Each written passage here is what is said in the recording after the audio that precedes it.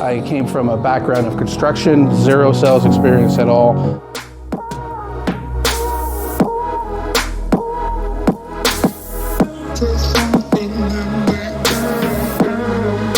The other great thing about Family First Life is the sharing of knowledge. No one guards knowledge here.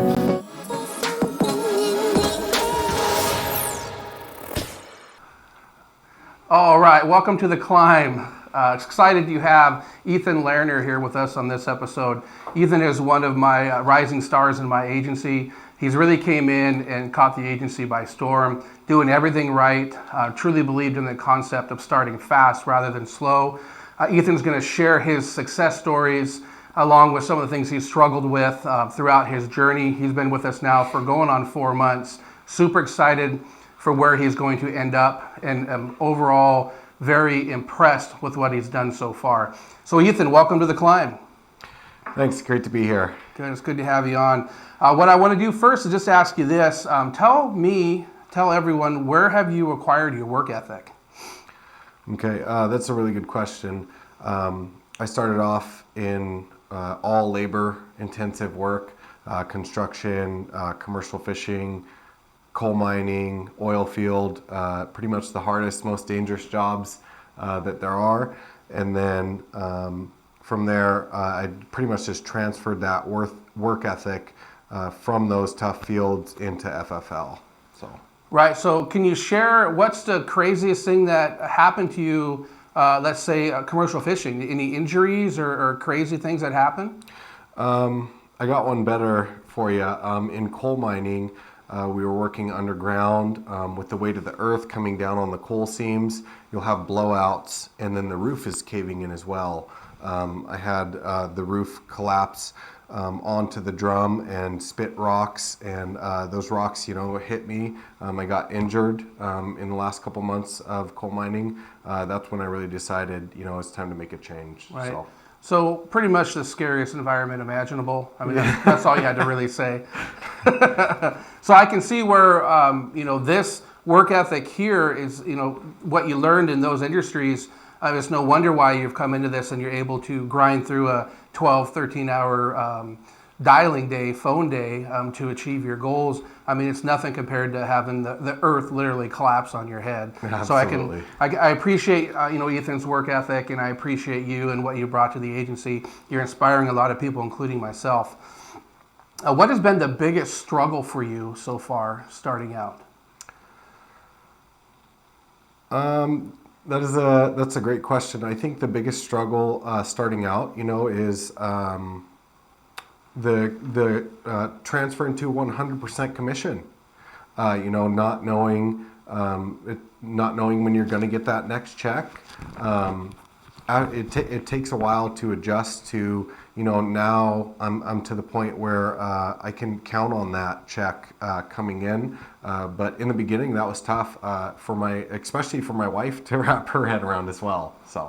And that's important. I think a lot of agents need to realize that you have to have buy-in from your family. You have a young daughter, and a wife, and they have to know what the expectation is. And you, with your work history and your work ethic, it shouldn't be a surprise to them that you're going to be gone a lot. And that's important, that buy-in for family members and loved ones to know what you're committed to, because this isn't a get-rich-quick scheme. This is work your ass off, and then you're going to make a good living scheme. Okay. One thing that Ethan has done well, what has come easy to you? The work, all the hours, putting in the long hours. For example, with commercial fishing, I was working 16-hour days, 7 days a week, followed by 24 to 28-hour shift every 10 days. So transferring that over into this business, I get to work a little bit less than that. So that's great. Right. Let's. We can't really speak of dollar values here, but what do you see as far as potential or earnings you've already made? Is it comparable to those other fields? Absolutely. Absolutely. Number one, it's comparable. Well, actually, I would say it's a lot better. In the in the coal mining, I was making, almost $40 an hour. And so now, transfer into this business, I'm making well over that. If you break it down hourly, the pay is just incredible. So. Good for you. Like I said, super excited for the success and more excited about what's in your future. Can you give new agents coming on board? People love secrets, by the way. Okay? Secrets are awesome. People always want to tune in for secret sales tips. On my Instagram page, I do a weekly secret sales tip, and they're the most hit posts, right? So, what would be 2 secrets to success tips for brand new agents coming in? The biggest secret I would have, is plug into the system. And that's, a lot of agents will tell you that, plug into the system. And then number 2, when you're talking to our clients on the phone or in the home, they're going to give you objections, and you need to take those objections at bat a couple times to get to really the core of the issue, what the issue really is. The number, usually they'll give you one that's kind of a blanket objection, and then you have to uncover that blanket objection to get to the core of the problem. So. Mm-hmm. When you say getting plugged in, what does that mean to you? Because that means something different to me. It means something different to everyone else. I know what I want it to mean when I'm bringing on new folks. But what does getting plugged in mean to you? And to give an example of how you got plugged in early. Okay. So starting out in this business, I knew that there was some sort of live dial thing where I could dial in front of a coach that was much better than me, or they have qualifications that they have to meet in order to be that coach. So for me, my first dial day, I plugged into live dials. Nearing the end of that live dial session, one of the members on there, I think it was the coach that first time, had mentioned that she was going to do another session after that live dial. So I then hopped on to that live dial and dialed with her. That first day, I dialed with a coach for a total of, I believe, 12 hours. That's just one of the things when I say getting plugged in. The other thing would be, YouTube videos. There's hundreds and hundreds, if not thousands, of YouTube videos of people that are much more experienced than us, that we can, learn from their failures, so that we can essentially catapult ourselves from starting out at the ground level. We can skip all of the hardship that they already had to go through and the trials and tribulations that they already went through, so that we can, get to that next level much faster.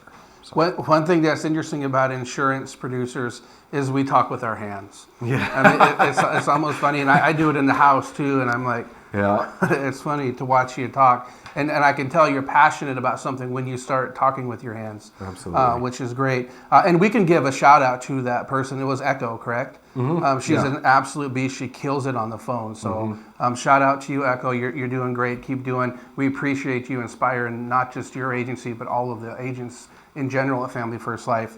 Absolutely. Give us your daily routine. There's a lot of success tips out there on folks' daily routine. What does a typical day in the life of Ethan look like, starting from first waking up?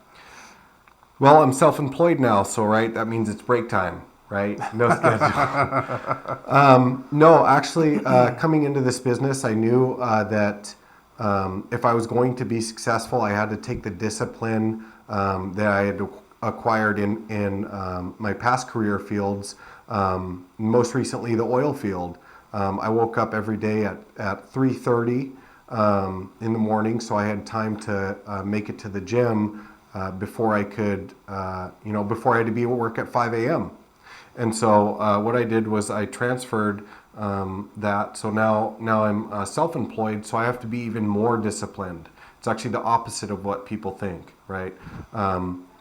So with that, I start out every day the first 20 minutes of your day is how you set up your day, your mindset for the day.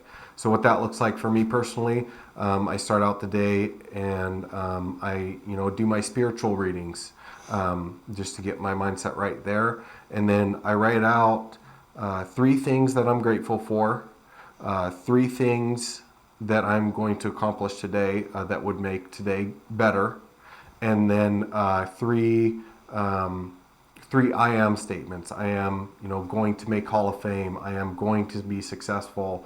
I am going to achieve financial freedom, stuff like that. So, I wish we had a mic because the climb would just be over. That would be the mic drop right there.